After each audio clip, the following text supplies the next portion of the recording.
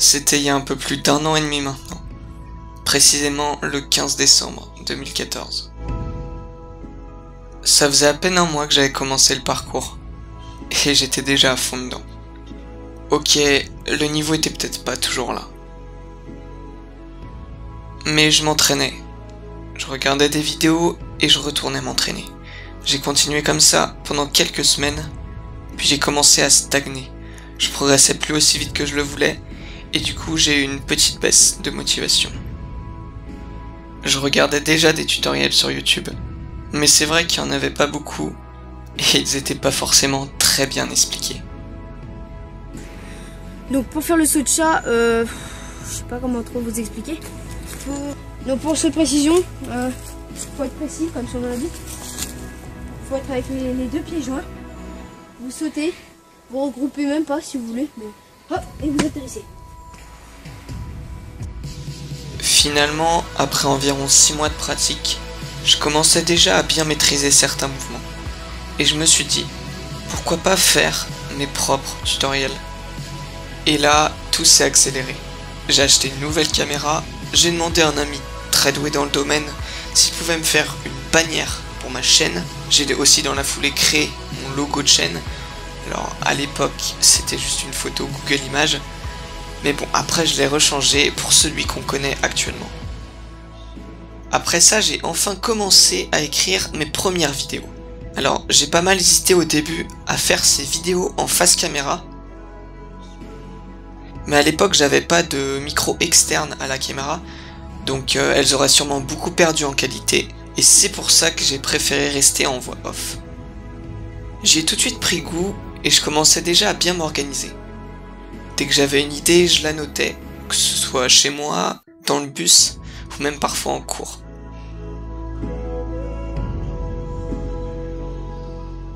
Je faisais tout ça pour aider évidemment, mais aussi, c'est vrai, pour me motiver et m'obliger à apprendre toujours de nouvelles choses, de nouvelles figures, et du coup pouvoir vous les proposer en tutoriel. Finalement, j'ai mis ma première vidéo le 30 mai 2015. Et le premier tutoriel a suivi quelques semaines plus tard. Au début, c'était difficile de me faire connaître. Mes vidéos n'étaient pas très visibles et je stagnais aux alentours des 30 abonnés. Du coup, j'ai décidé de me faire un peu de pub auprès d'autres chaînes de parcours débutantes.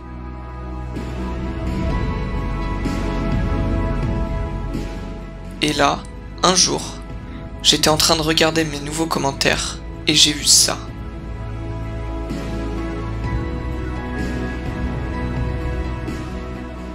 Alors pour l'anecdote, Lucas c'était un très ancien ami que j'avais pas revu depuis la maternelle. Et là, sans m'en rendre compte, sur sa chaîne YouTube de parcours, je lui laisse un commentaire et il me reconnaît après 10 ans. Donc forcément, au final, on a décidé de se voir une après-midi.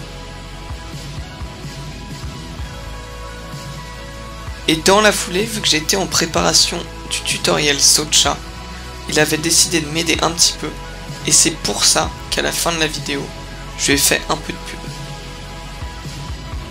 Et c'était aussi grâce à lui que j'ai trouvé enfin une salle, et plus largement une association de parcours.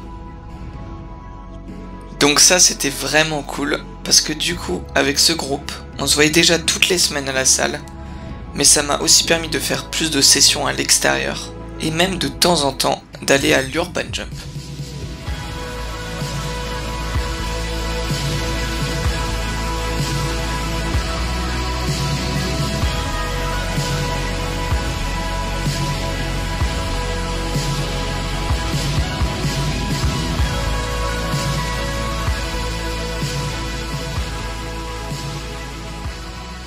On a même une fois participé à un spectacle qui se passait à Cergy, et ça c'était tout nouveau pour nous.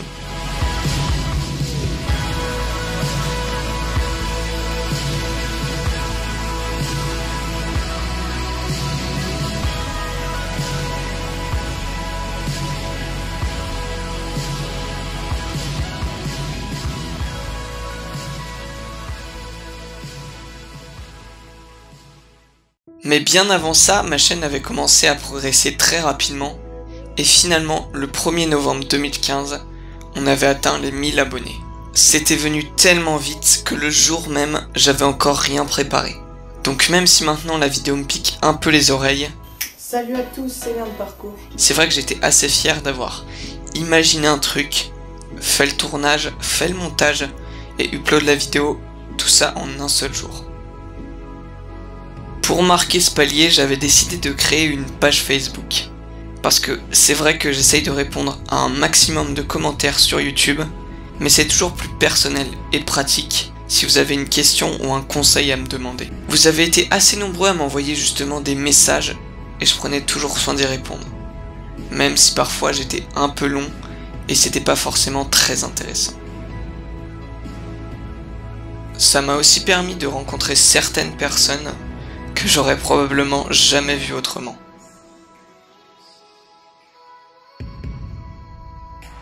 Et seulement quelques semaines après avoir ouvert cette page Facebook, vous étiez déjà plus de 2000 à vous être abonnés à ma chaîne YouTube.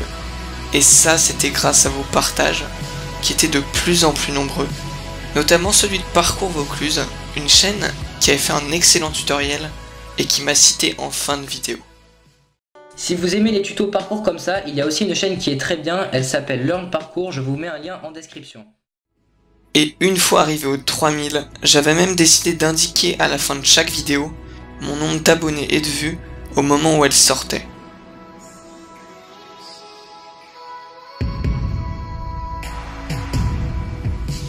J'ai eu l'occasion tout au long de cette année de rencontrer pas mal de traceurs.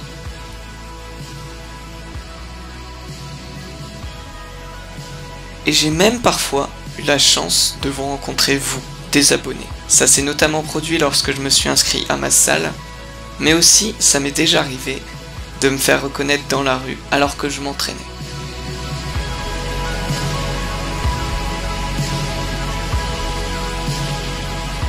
Donc au final, cette année m'aura été très bénéfique.